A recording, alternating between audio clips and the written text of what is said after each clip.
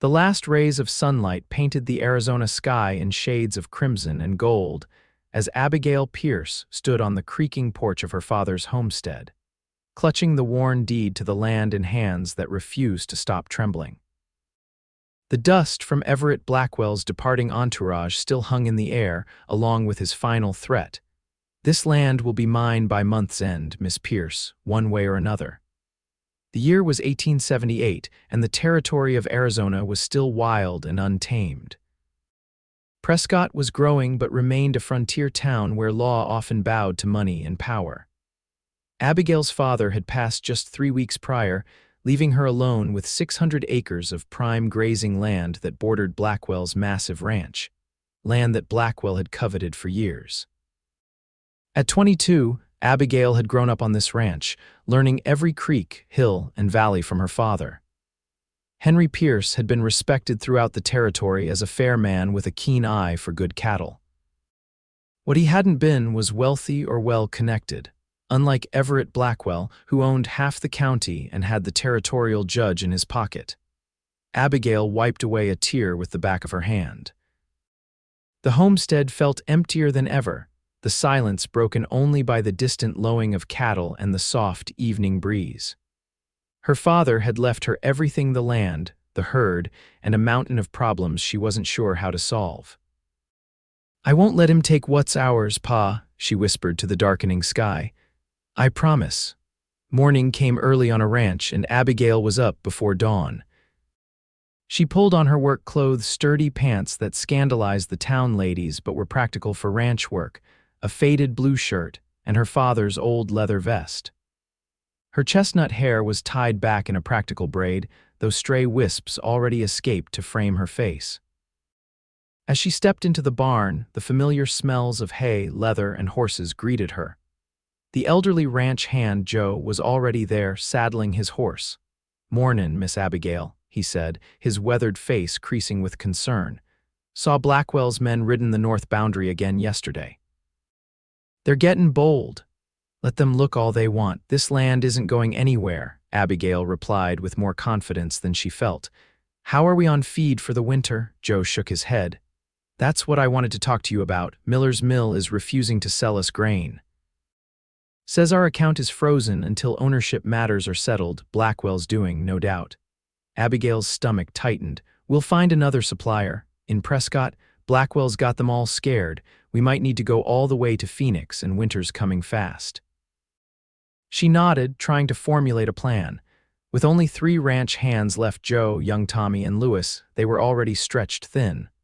Her father's medical bills had depleted most of their savings, and the cattle would need feed to survive the winter. "I'll go into town today," she decided. "Maybe I can reason with Miller directly, and we need supplies anyway." 2 hours later, Abigail guided her mare down Prescott's Main Street. The town had grown considerably in recent years, boasting a proper courthouse, several saloons, a hotel, and various businesses. She tied her horse outside the general store and straightened her clothes. She'd changed into a simple skirt for town, though she kept her riding boots on underneath. Inside the store, Mr. Hoffman greeted her with obvious discomfort. "Miss Pierce, what can I do for you today?" "I need the usual monthly supplies, Mr. Hoffman, and information on who might sell us feed for winter, since Miller seems to have developed selective amnesia about our business relationship." Hoffman shifted uneasily. "About your account here." "Don't tell me," Abigail interrupted, her patience wearing thin. "Blackwell's been here too." "It's not just that, Miss Pierce. Word is the bank's considering calling in your father's loan early, without the spring cattle sale." "The loan isn't due for another year," she protested. "I'm just telling you what I heard," Hoffman said apologetically. "But I can extend you credit for today's supplies at least." "Thank you," she said, feeling a small victory in the gesture. As she collected her items, the bell above the door jingled. The atmosphere in the store immediately tensed as Everett Blackwell himself entered, flanked by his foreman, a brutish man named Silas. Blackwell was in his 50s, broad-shouldered and imposing with silver-streaked dark hair and cold eyes. He wore expensive clothes, a stark contrast to most Prescott residents. "Miss Pierce," he said, tipping his hat with mock politeness. How fortunate to find you here. Have you reconsidered my offer? Abigail stiffened. My answer remains the same, Mr. Blackwell. The Pierce Ranch is not for sale. Such stubbornness, he sighed dramatically. Your father would have wanted you taken care of, not struggling with a ranch you can't possibly manage. I know exactly what my father would have wanted, she replied coldly, and it wasn't seeing his land absorbed into your empire. Blackwell's false smile faded. You're making this unnecessarily difficult. $5,000 is more than fair for that parcel, considering the circumstances. The circumstances being that you've somehow convinced everyone in town to stop doing business with me, Abigail challenged. The rancher stepped closer, dropping his voice. Listen carefully, girl. That land connects my north and south pastures. With the railroad coming through, I need that corridor. I will have it. The only question is whether you profit or lose everything trying to fight the inevitable. Before Abigail could respond, a new voice entered the conversation, deep, steady, and undeniably challenging. Seems to me the lady's already given you her answer, Blackwell. All heads turned toward the door where a tall stranger stood, silhouetted against the bright daylight outside. As he stepped into the store, Abigail saw a man perhaps a few years shy of 30, with broad shoulders and sun-bronzed skin. He wore trailed, dusty clothes and a gun belt that looked well used without being flashy. His sandy brown hair was slightly too long, and his eyes, a startling green, assessed the situation quickly. This is a private conversation, Blackwell said coldly. Mind your own business, stranger. The man moved casually forward, positioning himself subtly between Abigail and Blackwell. When a man corners a lady in a public place, it stops being private. He tipped his hat toward Abigail. Madam, and who might you be? Blackwell demanded. Name's Garrett Porter, just rode into town. Blackwell looked him over with contempt. Well, Porter, Prescott doesn't need drifters interfering in local matters. Miss Pierce and I have business to conclude. Actually, Abigail interjected, finding her voice, we're quite finished, Mr. Blackwell. Mr. Hoffman, I'll collect my supplies now, please. The tension in the room was palpable as Hoffman hurried to gather Abigail's order. Blackwell's foreman, Silas, had moved his hand to rest near his gun, but Porter seemed unconcerned, maintaining his relaxed posture. This isn't over, Blackwell warned as he turned to leave. Porter was it. A word of advice, Prescott, can be unwelcoming to those who make the wrong friends. With that, he and his man departed, leaving the store in uncomfortable silence. Thank you, Abigail said simply to the stranger as Hoffman busied himself with her supplies. Porter nodded. Didn't do much, madam. Just don't like seeing two against one, especially when one's trying to intimidate a lady. Well, it's appreciated nonetheless. I'm Abigail Pierce. Pleased to meet you, Miss Pierce. He helped her gather her packages. Would you like assistance carrying these to your wagon? I'm on horseback, but yes, thank you. Outside, as they loaded her saddlebags, Abigail found herself studying the stranger. He had a quiet confidence about him that was different from the typical swagger of most men who passed through Prescott. Are you staying in town long, Mr. Porter? She asked. Haven't decided yet. Came looking for work. I hear the railroad's hiring. She nodded. They are, though the main office is in Phoenix. They're just surveying here for now. Porter secured the last of her supplies. Couldn't help overhearing some of your trouble, land dispute. Something like that, Abigail sighed. Mr. Blackwell wants my family's ranch, and he's not accustomed to hearing no. Men like that rarely are. Porter adjusted his hat.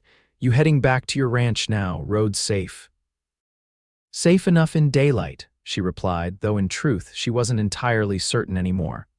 Blackwell's influence was far-reaching. Porter seemed to read her hesitation. Mind if I ride alongside you a ways? I'd like to get a feel for the area if I'm staying. Though she just met him, Abigail found herself nodding. There was something trustworthy about Garrett Porter, and after Blackwell's threats, the idea of company on the ride home was comforting. They rode out of town side by side, the late morning sun warming the air. After the tension in the store, the open landscape was a relief. As they traveled, Abigail pointed out landmarks, the distant mountains, the creek that fed the valley, and finally, the rolling hills of her family's land. "That's the Pierce Ranch ahead," she said as they crested a hill that offered a view of the valley. 600 acres passed down from my grandfather, and that, she pointed to the vast property beyond her northern boundary, is Blackwell's empire, nearly 10,000 acres. Porter whistled low. "Man's got all that, and he's still hungry for more. It's not just about the land," Abigail explained.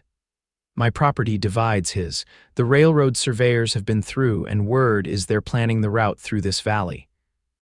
Having my land would give Blackwell direct access and control, making his property twice as valuable," Porter concluded. "No wonder he's pressing hard." They rode in silence for a while before Porter asked, "You running that ranch alone, Miss Pierce?" "I have 3 hands left. The others left after my father died, some because Blackwell offered better wages, others because they didn't want to work for a woman. 3 men isn't enough for 600 acres and a decent-sized herd." "I'm aware," Abigail replied dryly. "But good help is hard to find when the richest man in the county wants you to fail." As they approached the ranch, Abigail noticed unusual activity. Lewis was racing toward them, his horse kicking up dust. "Miss Abigail," he called as he reached them. "The North Creek Blackwell's men have dammed it up. The water's barely a trickle now, and the cattle are already struggling to find enough to drink." Abigail's heart sank. The North Creek was the main water source for a third of their grazing land. Without it, they'd have to move the cattle, overtaxing the other pastures. "When did this happen?" she demanded. "Must have been last night. Tommy rode out this morning to check the herd and found it." Porter was watching the exchange with a frown. "Your creek, does it originate on your land or his?" "His," Abigail admitted. "But there's water rights law. He can't just cut off the flow completely." "Law's only as good as its enforcement," Porter observed. "And from what I saw in town, enforcement might be in Blackwell's pocket." Abigail set her jaw determinedly. "I need to see this dam." "Miss Abigail," Lewis cautioned, "Blackwell's men might still be around. All the more reason I should inspect the damage myself." Porter, who had been quiet, suddenly spoke up. "I'll go with you."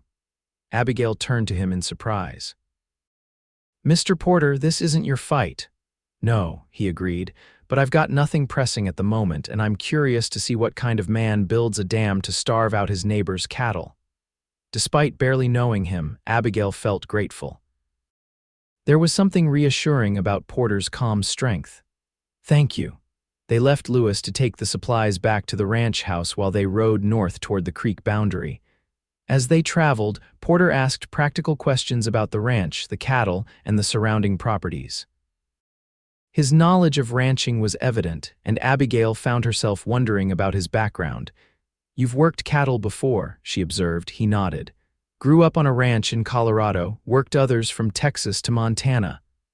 "What brings you to Arizona?" A shadow crossed his face. "Change of scenery." Something in his tone suggested there was more to the story, but Abigail didn't press. Everyone in the West had a past they didn't discuss. The creek came into view, a natural boundary between Pierce and Blackwell land. In normal times, it flowed strong and clear, essential for both properties. Now, as they approached, Abigail could see it was reduced to a pitiful trickle. Following it upstream, they soon discovered the cause. Blackwell's men had constructed a substantial earthen dam reinforced with timber. It wasn't particularly sophisticated, but it was effective, creating a small lake on Blackwell's side while choking off the flow to Pierce land. "This is illegal," Abigail fumed. "The territorial water rights are clear." Porter dismounted to examine the structure. "Built in a hurry but solid enough. Would take several men to dismantle it quickly." The sound of approaching horses interrupted them. 4 riders appeared on Blackwell's side of the creek, led by Silas, the foreman from town. "You're trespassing, Miss Pierce," Silas called out, though they were clearly on her side of the creek. "The water rights to this creek are shared," Abigail replied firmly. "You have no right to dam it completely," Silas smirked. "Mr. Blackwell's just constructing a reservoir for his cattle. Not his fault if there's less water downstream." "This is deliberate sabotage, and you know it," Abigail shot back. Porter had remounted his horse but remained slightly behind Abigail, watching the men carefully. His hand rested casually near his gun belt. I see you've hired yourself some muscle, Silas observed, eyeing Porter. Won't help you, Miss Pierce. Mr. Blackwell's offering you a way out before things get worse. $5,000 is generous. Is that what this is about? Porter asked quietly. Driving down the price by making the land worthless? Silas's eyes narrowed. Stay out of this, stranger. This valley ain't big enough for 2 ranches, and Blackwell was here first. Actually, Abigail corrected, my grandfather established our ranch before Blackwell ever set foot in Arizona territory. Times change, Silas shrugged. Strong survive, weak don't, simple as that. Porter urged his horse forward slightly. And 4 armed men against a woman alone, that's your idea of strength. The tension crackled in the air. Abigail could see Silas calculating whether Porter was a threat worth addressing. Finally, Silas spat on the ground. Mr. Blackwell says you have 1 week to reconsider his offer, Miss Pierce. After that, the price drops considerably. He turned his horse. Let's go, boys. As they rode away, Abigail released a breath she hadn't realized she was holding. Thank you again, Mr. Porter. They weren't looking for a fight today, he observed. Just delivering a message, but the dam is a serious problem. I'll have to appeal to the territorial court, Abigail said, though with Blackwell's influence. Porter was examining the dam again. Courts take time.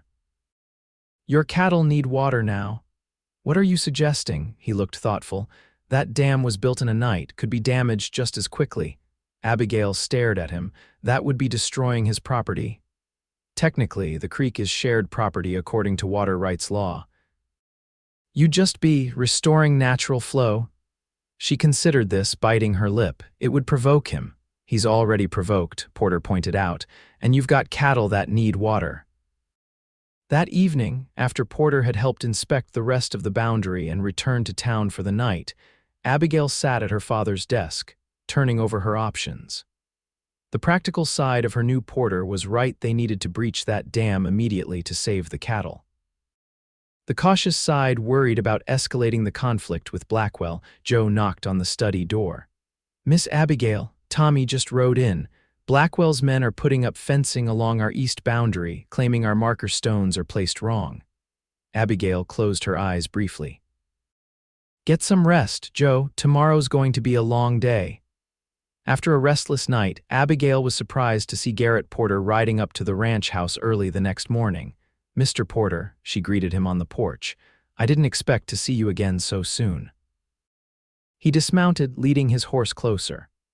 Thought about your situation, decided I might offer my services if you're hiring. Abigail's eyebrows rose. As a ranch hand, I've worked every position from wrangler to foreman, he said simply, and it seems to me you could use the help. She studied him carefully. Why would you want to sign on to a ranch that's under siege? Porter met her gaze steadily. Let's just say I've seen men like Blackwell before, never developed a taste for how they operate. There was something in his tone that hinted at a personal history, but again, Abigail didn't pry. What mattered was that she desperately needed experienced help, and Porter clearly knew ranching. I can't pay much, she admitted. Not until we sell the spring herd, assuming Blackwell doesn't manage to ruin us before then. Room, board, and a fair share when things improve is all I ask, Porter replied. I've got a little saved to tide me over. Against her better judgment, hiring a man she barely knew, Abigail found herself nodding. All right, Mr. Porter, you're hired. Garrett, he corrected with the first hint of a smile she'd seen from him. If we're working together, might as well use my given name. Garrett then, she agreed. And I'm Abigail to the ranch hands. With that settled, Abigail called Joe and the others to introduce their new colleague. Joe eyed Porter suspiciously at first, but the young ranch hands, Tommy and Lewis, seemed relieved to have another experienced hand joining them. First order of business, Abigail announced, is that dam. We need water flowing to the north pasture again. Blackwell's men will just rebuild it, Joe pointed out. Not if we do it right, Porter said. A dam like that relies on compacted earth. If we breach it in the right place and let the water pressure do most of the work, it'll wash out in a way that's much harder to rebuild quickly. And if Blackwell's men catch us tampering with it, Lewis asked nervously. They won't, Porter assured him. Because we're doing it tonight, under cover of darkness. That night, after a long day of ranch work and planning, Porter, Joe, and Tommy rode out to the dam site. Abigail had initially insisted on coming too, but Porter had convinced her that fewer people meant less chance of detection, and someone needed to stay behind in case of trouble. The men returned just before dawn, mud splattered but successful. By creating a small initial breach and placing charges at strategic points, they'd managed to collapse a significant portion of the dam. By morning, the creek would be flowing freely again, and Blackwell's men would have a much bigger repair job if they wanted to dam it again. "It won't stop him," Joe cautioned as they unsaddled their horses. "It'll just make him angry." "We bought time," Porter replied. "Sometimes that's enough to change the game." Abigail was waiting for them in the kitchen with hot coffee. "Any problems?" "Smooth as silk," Porter reported. "Though Joe's right, this is just the beginning, not the end." "I know," Abigail sighed, "but it's something. I'm requesting a hearing with the territorial judge next week about the water rights violation if we can document everything Blackwell's doing." "Document everything," Porter agreed. "But don't pin all your hopes on the law out here." The next morning, Abigail and Porter rode out to check the creek. Sure enough, water was flowing freely again, and the dam was a mess of mud and scattered timber. "It worked better than I expected," Porter admitted, surveying the damage. "The water pressure really tore it apart once we got it started." They were still examining the site when the sound of approaching riders caught their attention.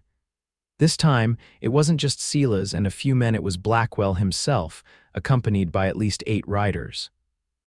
"Seems we've drawn out the big snake himself," Porter muttered, moving subtly closer to Abigail. Blackwell reined in his horse on the far side of the creek, his face tight with fury. "This is destruction of private property, Miss Pierce. Criminal activity." "Interesting accusation coming from a man who illegally dammed a shared waterway," Abigail called back.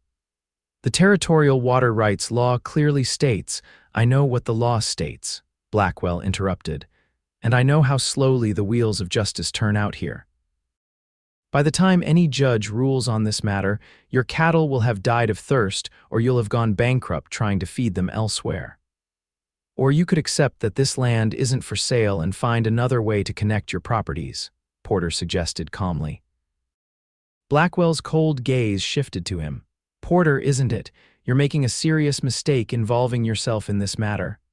"I work for Miss Pierce now," Porter replied simply. "Her problems are my problems." Something flickered across Blackwell's face, surprise, perhaps, or calculation. "A hired gun, then." "A ranch hand," Porter corrected. "Though I can handle a gun when necessary." The threat wasn't stated explicitly, but it hung in the air. Abigail noticed that unlike yesterday, Porter's jacket was open, his holster clearly visible. Blackwell studied them both for a long moment before speaking again. "Miss Pierce, this needn't become more unpleasant. $10,000 twice my original offer. Walk away with your dignity and a tidy sum." The offer caught Abigail off guard. It was significantly more than the land might be worth under normal circumstances.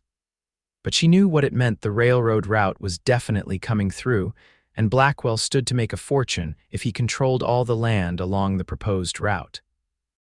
"The Pierce Ranch is not for sale, Mr. Blackwell, not at any price." Blackwell's expression hardened. "You leave me no choice then." He turned to his men. "Silas, post men along this creek. Anyone attempting to damage my property again will be treated as trespassers." "That's a shared waterway," Abigail protested. "You can't prevent access to it." "I can defend my property on my side of the creek," Blackwell replied coldly. "And I will." He turned his horse. "This isn't over, Miss Pierce." As Blackwell and most of his men rode away, Silas and 3 others remained behind, clearly planning to make camp right there by the ruined dam. "He's not bluffing," Porter said quietly as he and Abigail rode back toward the ranch house. "He'll have men watching that creek day and night now." "Which means we need another strategy," Abigail replied, thinking furiously. "The territorial court hearing is our best hope." Porter looked skeptical. "And in the meantime, your cattle need water and Blackwell knows it. We'll drive them to the south pasture where the other creek runs." It'll mean less grazing land divided among more cattle, but it's better than losing them to thirst. That's a lot of work for 4 people, Porter observed. 5, Abigail corrected. I can ride and work cattle as well as any man on this ranch. My father made sure of that. Porter's mouth twitched in what might have been a smile. I don't doubt it. The next few days were exhausting. Moving the cattle from the north pasture to the south required all hands working from dawn to dusk. Abigail rode alongside the men, cutting, herding, and driving with skill that quickly earned Porter's respect. By the 3rd day, they'd managed to relocate most of the herd, though the south pasture was now dangerously overcrowded. As they rode back to the ranch house, tired and dust-covered, Porter pulled his horse alongside Abigail's. You're a good rancher, he said simply. Your father taught you well. He did, Abigail agreed, a sad smile touching her lips. He always said the land was in our blood. That's why I can't sell it, no matter what Blackwell offers. It would dishonor everything my family built, Porter nodded. I understand that better than you might think. Curious, Abigail asked, did your family have a ranch too? A shadow crossed his face. They did, in Colorado. 3,000 acres of prime cattle land. And now it's part of the Conway Cattle Company, Porter said quietly. A man not unlike Blackwell decided he wanted it, and he had more guns, more money, and fewer scruples. Understanding dawned on Abigail. That's why you were so quick to help me against Blackwell. History has a way of repeating itself, Porter acknowledged, but sometimes the ending can be different. The next morning, Joe rode in from town with troubling news. The hearing's been postponed, he reported. Judge Sullivan is indisposed and won't be holding court for at least 2 weeks. Indisposed or paid off? Abigail asked bitterly. Hard to say, Joe replied. But there's worse news. The bank's officially calling in your father's loan. They want full payment by the end of the month. Porter, who was repairing a corral fence nearby, stopped working. That's impossible timing. Exactly, Abigail said grimly. The cattle won't be market ready until spring. Blackwell knows that. There's one more thing, Joe added reluctantly. Blackwell's offering jobs to anyone who leaves your employment, double wages. Abigail's heart sank. She couldn't match such an offer, and her remaining hands had families to feed. I won't hold it against any of you if you take his offer, she said, looking at Joe, Tommy, and Lewis. You have to do what's best for your families. The 3 men exchanged uncomfortable glances, but it was young Tommy who spoke first. Miss Abigail, my pa worked for your father for 15 years, said he was the fairest boss he ever had. I ain't going nowhere. Lewis nodded firmly. My family has too much honor to work for a snake like Blackwell. Old Joe just spat on the ground. Been with the Pierces since before you were born, girl. Ain't about to change horses now. Tears pricked Abigail's eyes, but she blinked them back. Thank you, she said simply. All of you. Porter had been watching silently, but now he stepped forward. We need to think beyond just holding on. Blackwell's playing for keeps, and so should we. What do you suggest? Abigail asked. Information, Porter replied. Blackwell knows everything about your situation, but what do we know about his? Where are his vulnerabilities? He doesn't have any, Joe scoffed. Man's richer than God and twice as mean. Everyone has weaknesses, Porter insisted. And right now he wants this land badly enough to break the law. Why? The railroad, Abigail said. It has to be. The rumors say the line will come through this valley. Porter nodded. And if we could confirm that, maybe even find out exactly where they plan to build. The survey team, Lewis suggested. They've been working out of Prescott for weeks now. Exactly, Porter agreed. If we knew the planned route, we'd know why Blackwell's so desperate, and knowledge is power. That afternoon, Porter rode into Prescott, returning after nightfall with valuable intelligence. The railroad surveyors, after a few drinks at the saloon, had been quite talkative about their work. The planned route would indeed cross through the valley, and specifically through a narrow pass that straddled both Pierce and Blackwell land. Without your property, Blackwell can't control the only feasible route, Porter explained, spreading out a rough map he'd drawn based on the surveyor's descriptions. The mountains to the east are too steep, and going around to the west adds 50 miles and crosses Apache territory. Abigail studied the map intently. So the railroad needs rights from both of us. They can't just go through Blackwell's land. Precisely, Porter confirmed. And the railroad company pays handsomely for those rights. Blackwell doesn't just want your land, he wants the money the railroad will pay for access, which could be 10 times what the land itself is worth. This changes everything, Abigail realized, if I can negotiate directly with the railroad company. We'd need to get to Phoenix, Porter cautioned. That's where their main office is, and Blackwell will do everything to prevent that. The next day, as Abigail and Porter were discussing plans to travel to Phoenix, they spotted a cloud of dust approaching from town. As it drew closer, they could make out a single rider pushing his horse hard. It was Tommy, returning from an errand in Prescott. He galloped into the yard, his young face flushed with exertion and alarm. "Miss Abigail," he called, leaping from his horse. "Blackwell's got the sheriff and a bunch of men heading this way. They're saying you stole cattle from his north range." "What?" Abigail exclaimed. "That's ridiculous." "It's a pretense," Porter said grimly. "A way to get lawmen onto your property with Blackwell's men backing them." "But there are no stolen cattle here," Abigail protested. "Any search will prove that." "Unless they find what they're looking for," Porter pointed out. "It wouldn't be the first time a corrupt sheriff discovered exactly what he was paid to find." Abigail's mind raced. How many men? "Sheriff Calloway, his deputy, and at least 6 of Blackwell's hands," Tommy reported. Porter made a quick decision. "Tommy, ride back out and watch the road. Don't let them see you, but let us know when they're close. Joe, Lewis, check all the fences and gates. Make sure everything's in order and there's nothing they can use against us." Abigail was impressed by how naturally he took charge in a crisis. "And us. We'll meet them head-on," Porter said. "But first, do you have your father's documentation for all your cattle?" "Bills of sale, breeding records, brand registrations. In his study," Abigail confirmed. "I'll get them." When Sheriff Calloway arrived 30 minutes later, Abigail and Porter were waiting on the front porch of the ranch house. The sheriff, a heavyset man with a perpetually sour expression, dismounted awkwardly. Behind him, his deputy and Blackwell's men, including Sela's, spread out an intimidating half-circle. "Miss Pierce," the sheriff greeted her without warmth. "We've had reports of cattle rustling in the area. Mr. Blackwell has identified several head missing from his north range, and tracking signs lead in this direction." "That's interesting, Sheriff," Abigail replied calmly, "since we haven't brought any new cattle onto this property in months. Feel free to inspect our herd, all properly branded with the Pierce mark, all documented right here." She held up a ledger. The sheriff looked uncomfortable. "Brands can be altered, Miss Pierce." "Not without leaving evidence," Porter interjected. "And certainly not on multiple head without someone noticing." Sheriff Calloway eyed Porter suspiciously. "And you are?" "Garrett Porter. I work for Miss Pierce." "New hire, are you?" Sela's sneered from behind the sheriff. "Convenient timing." "If you'd like to inspect our herd, Sheriff, you're welcome to," Abigail offered.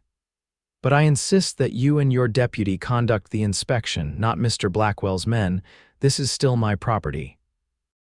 The sheriff hesitated, clearly caught between carrying out Blackwell's wishes and maintaining some semblance of legal propriety.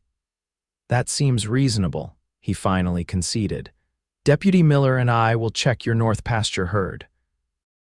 "Actually," Porter cut in smoothly, "we've moved the north herd to the south pasture recently, water access issues." He gave Sela's a pointed look.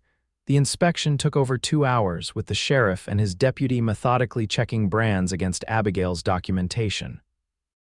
Blackwell's men waited impatiently, Sela's occasionally making comments just loud enough for Abigail to hear about how some women just don't know when they're beaten. Finally, the sheriff returned, looking disgruntled. "Everything seems to be in order, Miss Pierce. No evidence of stolen cattle." Sela's stepped forward. "Sheriff, you barely looked at half the herd. The stolen cattle could be mixed in anywhere." "I checked enough," the sheriff replied tersely. "All the brands match her documentation." Abigail could tell the sheriff wasn't happy about not finding what Blackwell had sent him for. But he also wasn't willing to fabricate evidence. As the men prepared to leave, Silas lingered, approaching Abigail and Porter where they stood on the porch. "This little victory won't last," he warned quietly. "Mr. Blackwell gets what he wants one way or another, always." Porter stepped slightly forward. "Threatening a lady on her own property, not very gentlemanly, Silas." "Stay out of this, Porter," Silas growled. "You're playing a game you don't understand." "I understand perfectly," Porter replied, his voice deceptively calm. "A rich man thinks his money puts him above the law, tale as old as time." Silas's hand drifted toward his gun. "Some problems have simpler solutions." In a flash, Porter's stance changed subtly, nothing obvious, but Abigail suddenly had no doubt he could draw faster than Silas if it came to that. "I wouldn't," Porter advised quietly. Something in his tone must have convinced Silas, who slowly moved his hand away from his weapon. "Another time," he promised, before turning to join the departing group. Once they were gone, Abigail released a breath she hadn't realized she was holding. "Thank you, again." Porter was still watching the dust cloud from the departing riders. "He'll be back with something else."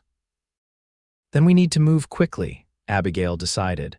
"Tomorrow, I'm going to Phoenix to speak with the railroad company directly." Porter turned to her with concern. "That's at least a 2-day ride each way, and Blackwell will try to stop you once he realizes what you're doing." "Which is why I'll need you to stay here and protect the ranch," Abigail said. Porter shook his head firmly. "Too dangerous. Blackwell's men will be watching the roads. You can't travel alone." "I can handle myself." "I'm sure you can," Porter interrupted, "under normal circumstances." "But these aren't normal circumstances. I'll go with you. Joe and the others can watch the ranch for a few days." Abigail wanted to argue but knew he was right. The journey would be risky, and having Porter along would significantly improve her chances of reaching Phoenix safely. "All right," she conceded. "We'll leave at dawn." They departed before sunrise the next morning, taking a lesser-known trail that would eventually connect with the main road to Phoenix. Both were armed, Porter with his revolver and rifle, Abigail with her father's Colt. They rode at a steady pace, aware that they needed to conserve their horses' strength for what could be a challenging journey. By midday, they'd covered significant ground without incident, stopping briefly by a small stream to rest the horses and eat a cold lunch. "You ride well," Porter observed as they sat in the shade of a large cottonwood. "Better than most men I've known." Abigail smiled slightly. "My father taught me everything he knew about ranching. Said there was no point having a child if you couldn't pass on your knowledge, whether that child was a son or daughter." "He sounds like a wise man." "He was," Abigail agreed, a touch of sadness in her voice. "He would have fought Blackwell to his last breath." "Like daughter, like father," Porter remarked. They rode on through the afternoon, the landscape gradually changing from the higher elevation pine forests around Prescott to more arid terrain. As the sun began to lower, they spotted a plume of dust on the road behind them. "Riders," Porter said tersely, reining in his horse. "At least 3 moving fast." Abigail shaded her eyes to look. "Blackwell's men, likely. We should get off the road." They guided their horses into a dense stand of mesquite and waited, watching the approaching riders through the branches. As the men drew closer, Porter's suspicions were confirmed. It was Silas and 2 of Blackwell's hands, riding hard and scanning the trail ahead. "They know we're headed to Phoenix," Abigail whispered. Porter nodded grimly. "We'll need to be more careful. Once it's dark, we'll leave the main trail and cut across country. I know these territories well enough to navigate by stars." They remained hidden until Silas and his men had passed, then continued cautiously, keeping to the side of the trail where their tracks would be less visible. As darkness fell, they veered away from the established route as Porter had suggested, making their way across the rugged landscape by moonlight. It was slow, difficult travel, but it kept them away from Blackwell's searching men. They made camp in a small canyon, building only the smallest of fires for cooking before extinguishing it completely. Sitting in the darkness, wrapped in blankets against the desert night's chill, Abigail found herself studying Porter's profile in the moonlight. There was a steadiness to him that she found increasingly comforting. "How did you learn to navigate like this?" she asked, Porter was quiet for a moment before answering. After we lost our ranch, I joined the cavalry for a while. Scouts taught me how to read the land, navigate without trails. You were a soldier for 3 years, he confirmed.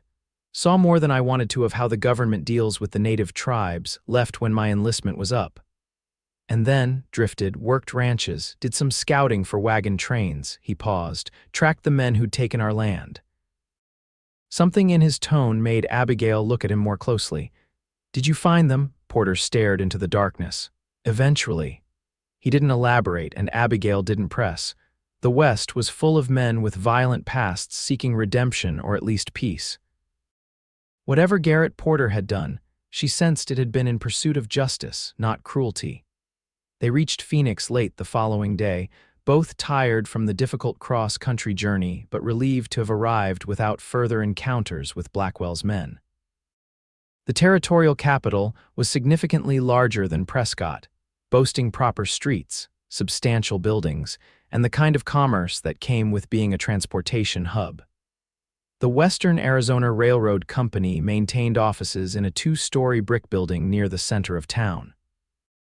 After securing rooms at a nearby hotel and refreshing themselves, Abigail and Porter made their way there, hoping to catch someone before the offices closed for the day. They were in luck. The clerk informed them that Mr. Hamilton, one of the company's land agents, was still in the building. After a brief wait, they were shown into a well-appointed office where a middle-aged man with spectacles greeted them politely. "Miss Pierce, Mr. Porter," he said, gesturing to chairs. "How can the railroad be of service?" Abigail explained her situation, concisely her ownership of the Pierce Ranch, Blackwell's pressure tactics, and her recent discovery that the railroad's planned route would cross her property. "I understand you'll need access rights," she concluded, "and I'm willing to negotiate fair terms. But I need to know exactly what we're discussing, and I need the railroad's support against Blackwell's illegal activities." Hamilton looked uncomfortable. "Miss Pierce, while I sympathize with your position, the railroad tries to avoid involving itself in local disputes." "This isn't just a local dispute," Porter interjected.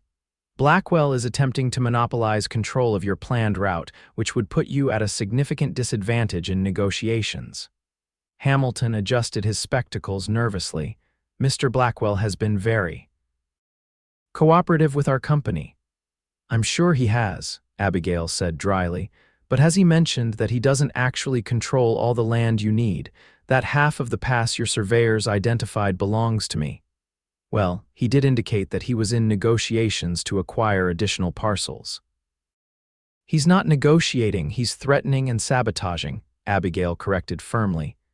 "And I'm not selling, which means the railroad has 2 options: deal with me fairly as a legitimate landowner or find another route." Hamilton sighed, seeming to reach a decision. "Very well, Miss Pierce. You're correct that our planned route does cross your property.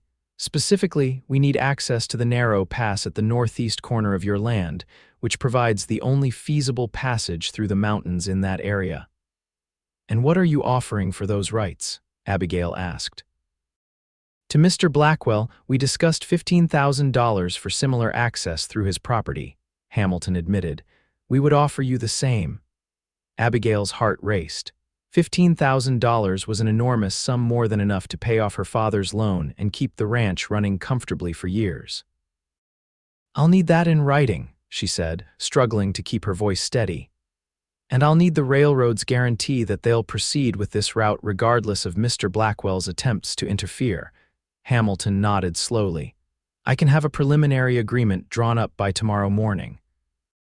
"But Miss Pierce, you should understand Everett Blackwell has considerable influence, even here in Phoenix. The railroad cannot protect you from him directly." "I don't need protection," Abigail replied with more confidence than she felt. "I just need a fair deal." As they left the railroad office, Porter looked at Abigail with newfound respect. "You handled that well. Most men would have jumped at the first offer without securing the guarantees." "I've been negotiating cattle sales since I was 16, Abigail replied with a small smile. "My father believed in practical education." They found a small restaurant for dinner, both realizing they were famished after the long journey, Over steaks and coffee, they discussed their next steps. "Once we have the agreement tomorrow," Abigail said, "we should start back immediately." "The bank deadline is only 10 days away," Porter nodded. "We'll need to be even more careful on the return journey. Blackwell will be watching all the approaches to Prescott once he realizes we've reached Phoenix. Do you think he has contacts here who might alert him?" "It's likely," Porter admitted. "A man like that maintains eyes and ears everywhere that matters." Their conversation was interrupted by the arrival of a young man at their table, a telegraph operator by his uniform. "Miss Pierce?" he inquired. When Abigail nodded, he handed her a telegram. "Just came through from Prescott, marked urgent." With a sense of foreboding, Abigail opened the message. As she read, her face paled. "What is it?" Porter asked, immediately concerned. "It's from Joe," Abigail said, her voice tight. "Blackwell's men set fire to our south pasture fence line last night. While Joe and the boys were fighting the fire, someone broke into the house.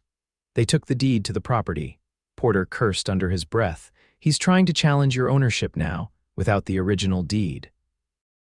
Abigail began. "There will be copies filed with the Territorial Land Office," Porter reminded her. "But this complicates things." Abigail read further. "Joe says Blackwell's claiming my father promised to sell him the land before he died, that they had a verbal agreement." "Convenient that your father isn't around to dispute that," Porter said grimly. "There's more," Abigail continued, her voice growing increasingly distressed.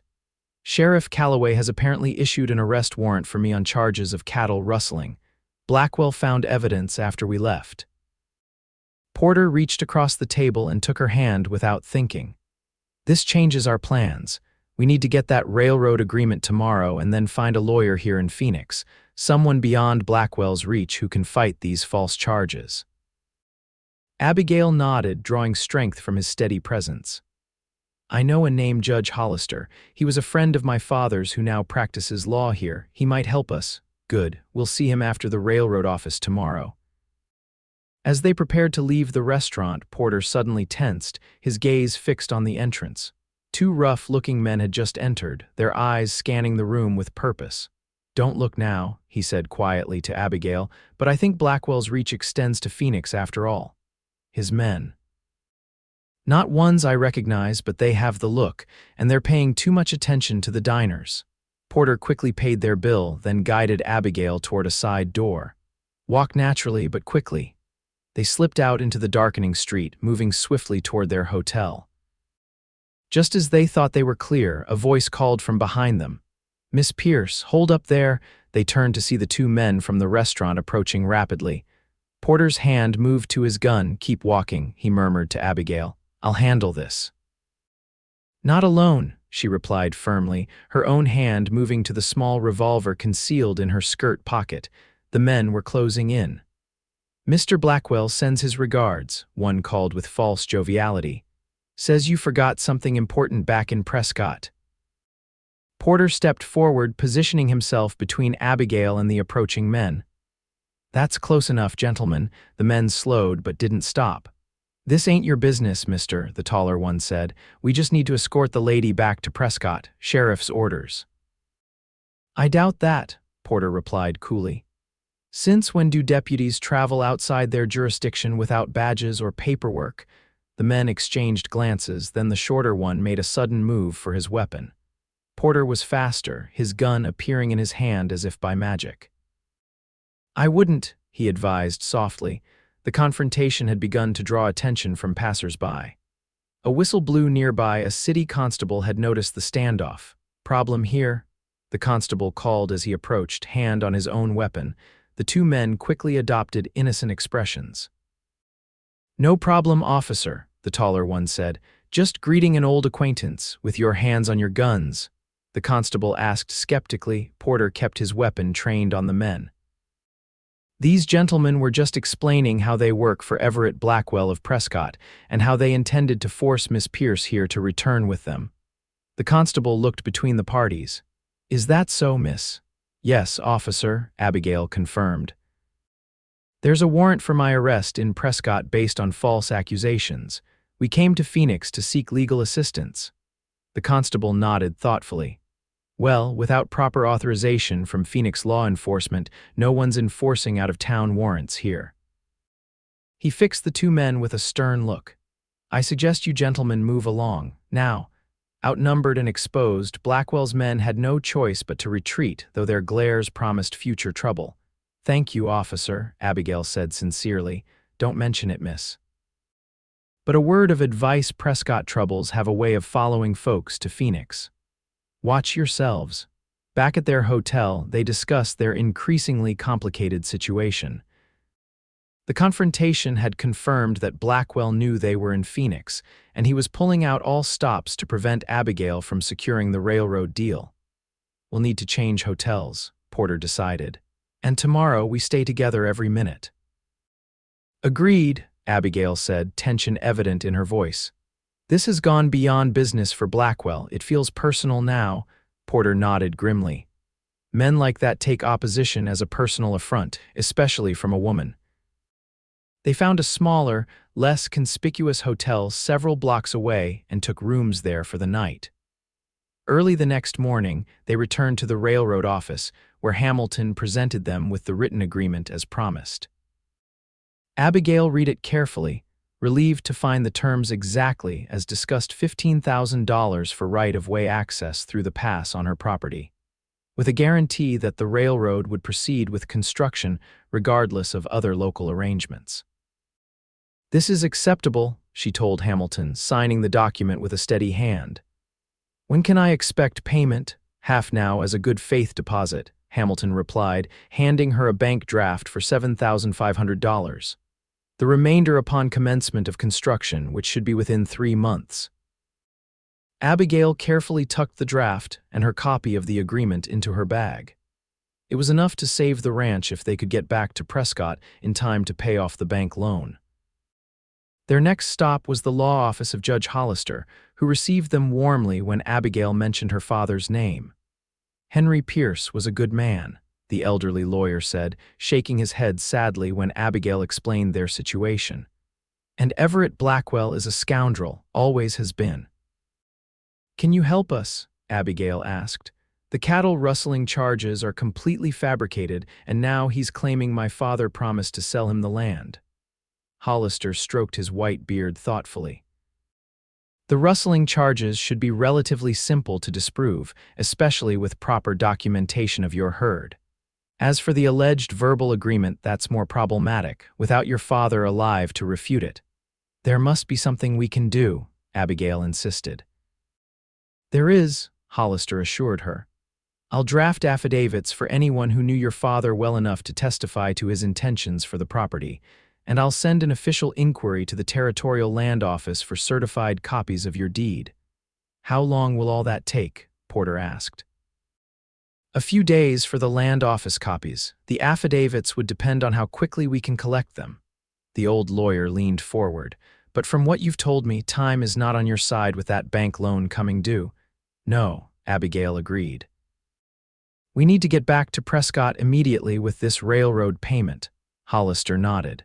Then go, pay off that loan and secure your property. I'll follow in a few days with the legal documentation to fight these false charges. As they prepared to leave Phoenix that afternoon, Porter was unusually quiet, his expression troubled. What is it? Abigail asked as they saddled their horses behind the livery stable. Blackwell's men know we're here, he replied. They'll be watching the roads back to Prescott. With that bank draft, you're carrying exactly what they want to prevent from reaching the bank. We'll take the back trails again, Abigail suggested. Porter shook his head. They'll expect that now. And the journey would take too long. You said yourself the bank deadline is only 8 days away. Then what do you suggest? He tightened his saddle cinch with a determined motion. We split up. What? No. Listen, Porter insisted. You take the mountain route with the bank draft. It's longer but safer. I'll take the main road, making sure I'm seen. They'll follow me, thinking you're with me or that I have the documents. Abigail stared at him, understanding the risk he was proposing to take. That's too dangerous, Garrett. It's our best chance, he said simply. Get to Prescott, pay off that loan. I'll lead them on a chase and then double back. And if they catch you, a ghost of a smile touched his lips, they'll have to catch me first. Despite her protests, Abigail eventually agreed to the plan, recognizing its tactical wisdom.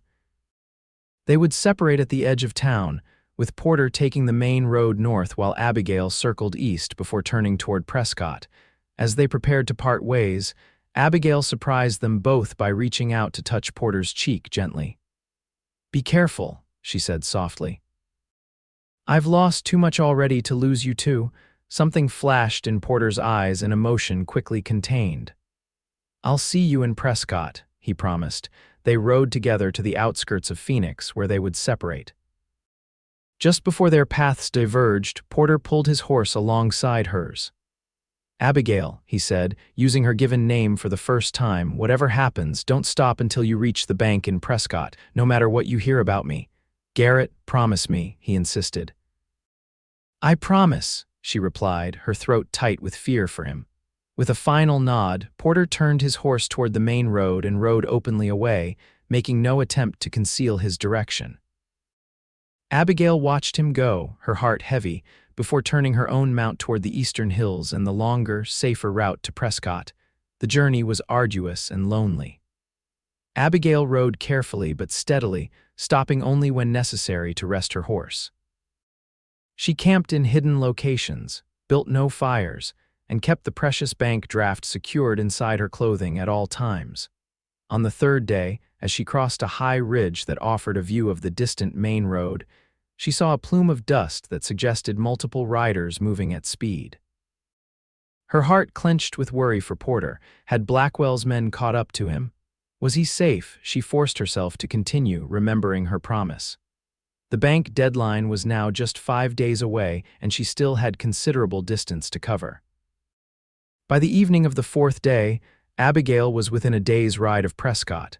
She made camp in a small, sheltered canyon, allowing herself a tiny fire for warmth as the night grew cold. As she sat huddled in her blanket, she heard the distinct sound of approaching hoofbeats.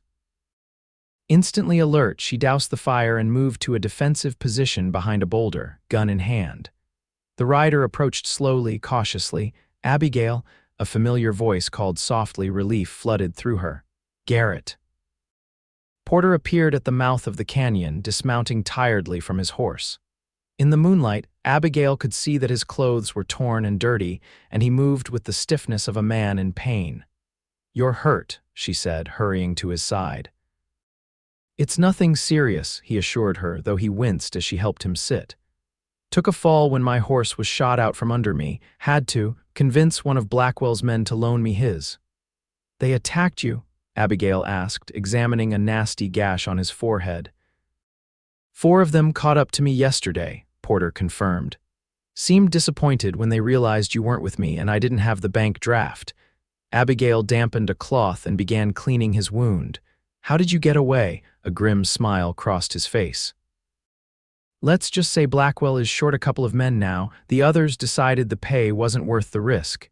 Abigail's hands stilled. "You killed them." "I defended myself," Porter replied quietly. "They didn't leave me much choice." She nodded slowly, understanding the harsh realities of their situation. "I'm just glad you're alive." They spent the night in the canyon, taking turns keeping watch.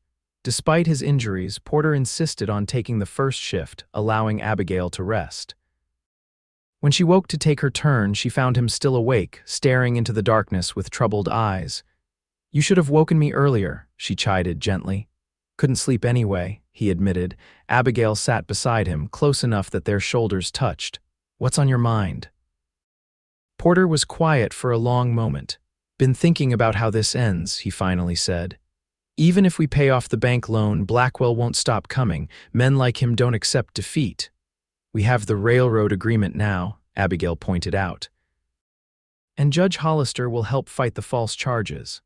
"Legal battles can drag on for years," Porter replied, "and accidents happen to witnesses, evidence disappears, judges get bought. So what are you saying, that we can't win?" Porter turned to face her, his expression serious in the moonlight. "I'm saying we need to change the game. Make Blackwell understand that continuing this fight costs him more than walking away would." "How do we do that?" "I'm working on it," Porter said, his tone suggesting he had ideas he wasn't yet ready to share. They reached the outskirts of Prescott by mid-afternoon the next day. Rather than riding straight into town where Blackwell's men might be watching, they circled around to approach from the west, taking back roads to reach the bank. The Territorial Bank was housed in a solid brick building on Prescott's Main Street.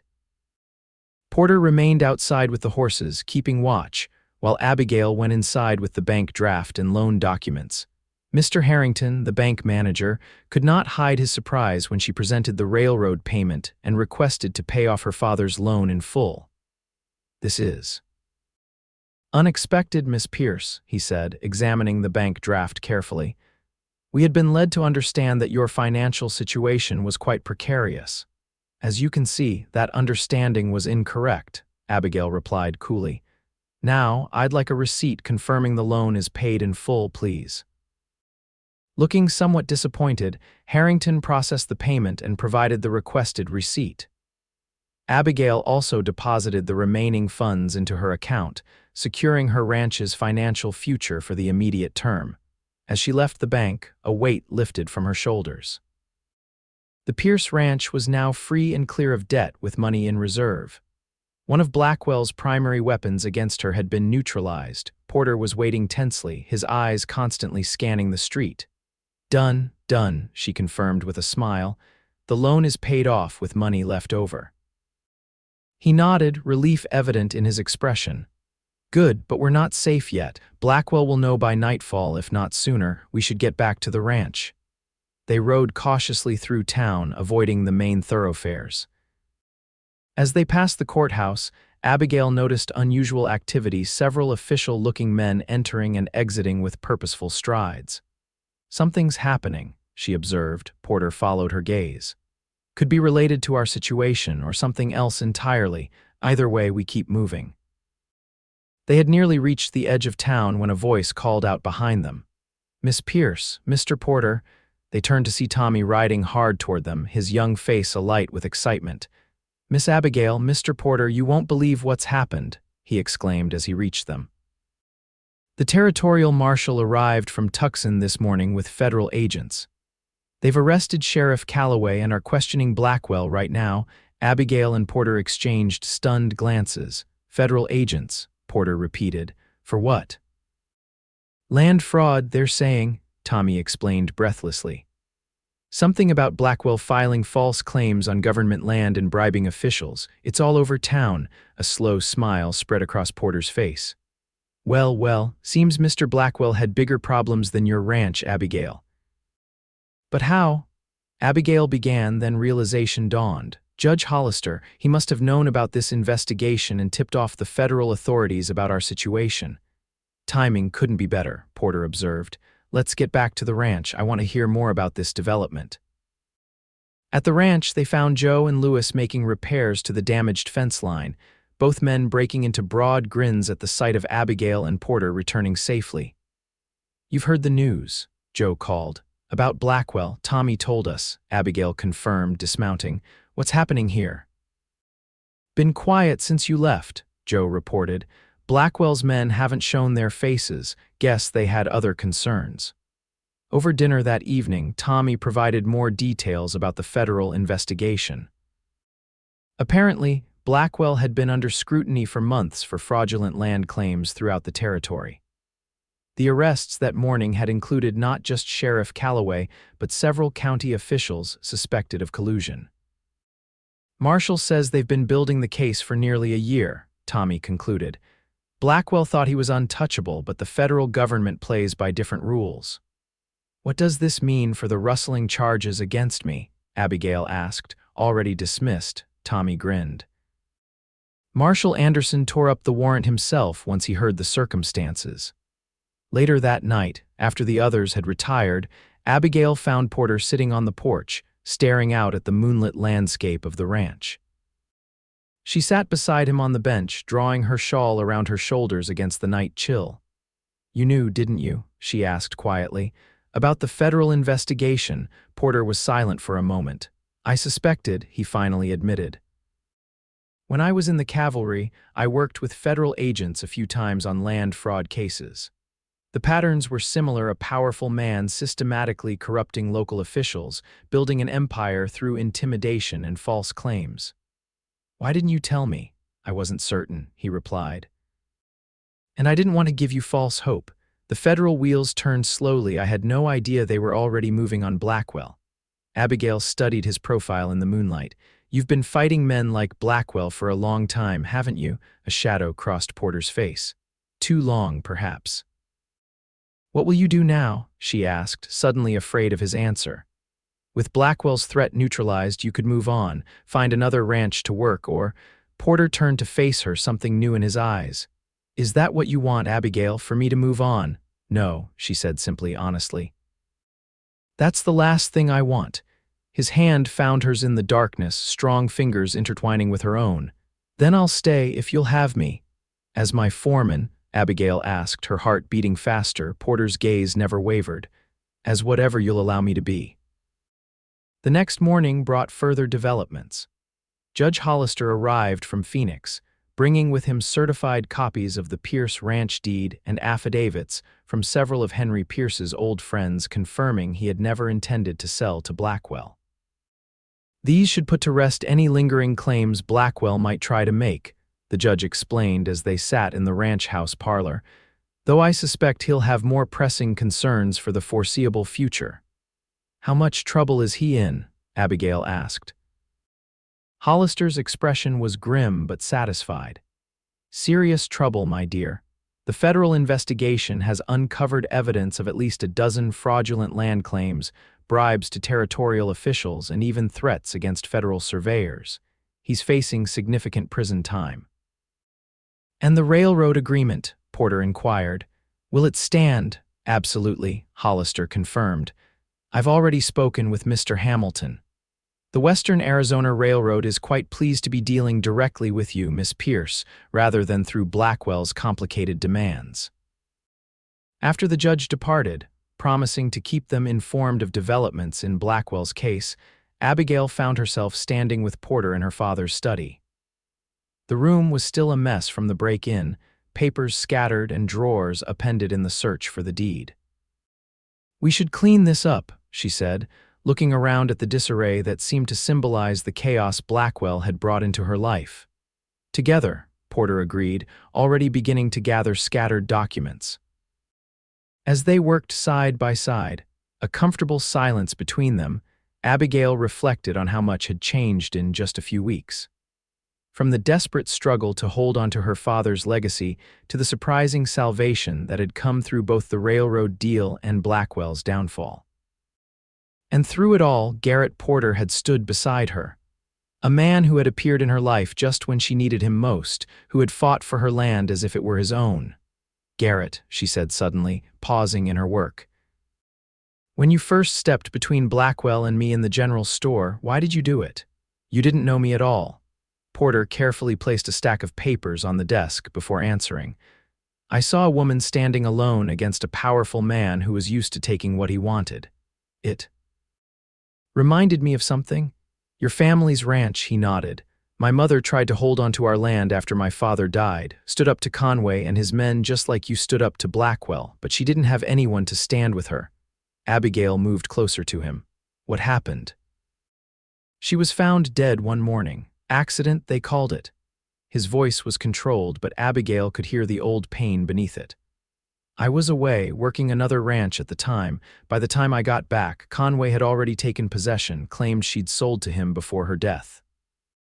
"I'm so sorry," Abigail said softly, reaching for his hand. Porter's fingers closed around hers.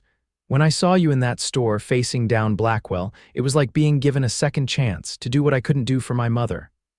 "And now," she asked, "now that Blackwell is defeated?" Porter's other hand came up to touch her cheek gently. "Now I find I don't want to leave, not the ranch and certainly not you." Abigail leaned into his touch. "Good, because I don't want you to go." The weeks that followed brought significant changes to Prescott and the Pierce Ranch. Everett Blackwell was transferred to Tucson to await trial on multiple federal charges. His vast holdings were placed under territorial administration, with portions being returned to their rightful owners where fraud could be proven. The Western Arizona Railroad began preliminary work on their planned route, with surveyors once again measuring the pass that crossed Pierce land. True to their agreement, the second payment arrived promptly, securing the ranch's financial future. Porter proved to be an exceptional foreman, his knowledge of cattle and ranch management complementing Abigail's own skills perfectly. Under their joint leadership, the Pierce Ranch began to thrive again, attracting good hands and rebuilding the herd that had suffered during Blackwell's campaign of harassment. One evening, nearly 6 months after Porter had first intervened in the general store, he and Abigail rode to the high ridge overlooking the ranch. The spring sunset painted the valley in glorious colors, the creek running strong and clear between lush pastures where healthy cattle grazed. "Your father would be proud," Porter said as they sat side by side on a large rock. "You've not just preserved his legacy, you've made it stronger." "We have," Abigail corrected him, her hand finding his. "I couldn't have done this alone." Porter turned to face her, his expression serious yet tender. "Abigail, these past months have been the happiest of my life. After losing my family's ranch, I never thought I'd find a place that felt like home again. But this land and you have become that for me." Abigail's heart quickened. "Are you saying—" "I'm saying I love you," he stated simply, directly. "I've loved you since I watched you stand up to Blackwell that first day, and every day since has only deepened that feeling." "Garrett," she whispered, emotion making her voice unsteady, "I love you too." His hand reached up to touch her face, fingers tracing her cheek with reverence. "I don't have much to offer beyond myself and my promise to stand beside you always, but if that's enough—" "It's everything," Abigail assured him, leaning forward until their foreheads touched.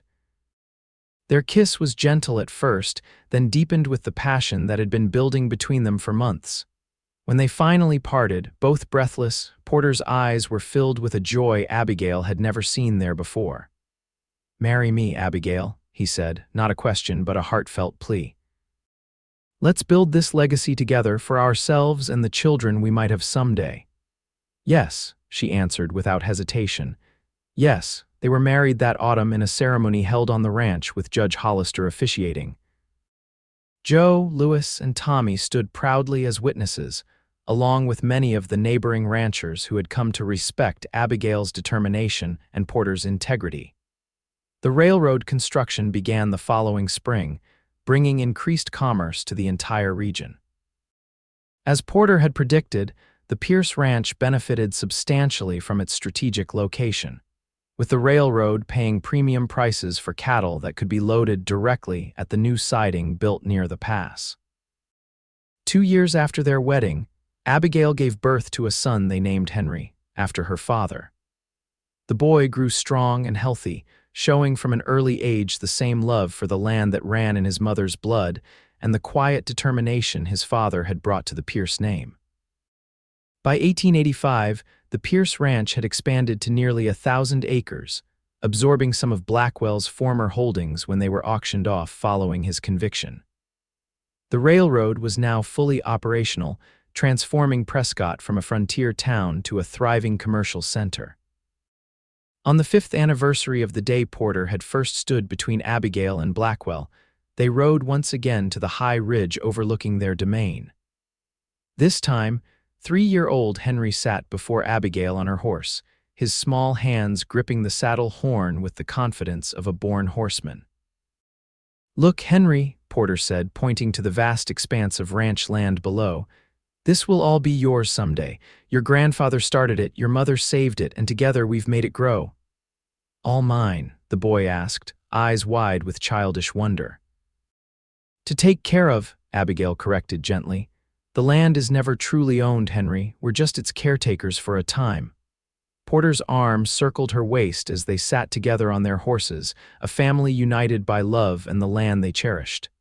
"I think your father knew that, Abigail. It's why he raised you to love this ranch so deeply. And it's why we'll raise Henry the same way," she replied, leaning against her husband's strength.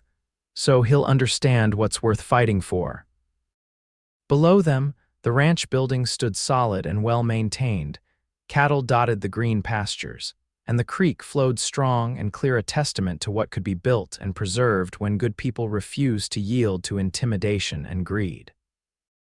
"Not while I breathe," Porter murmured, echoing the words he'd spoken years ago when he'd first placed himself between Abigail and those who would take what was hers.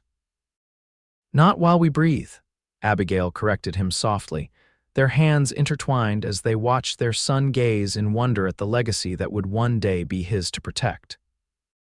Together, they turned their horses toward home, the setting sun casting their shadows long across the land they had defended, nurtured, and made their own.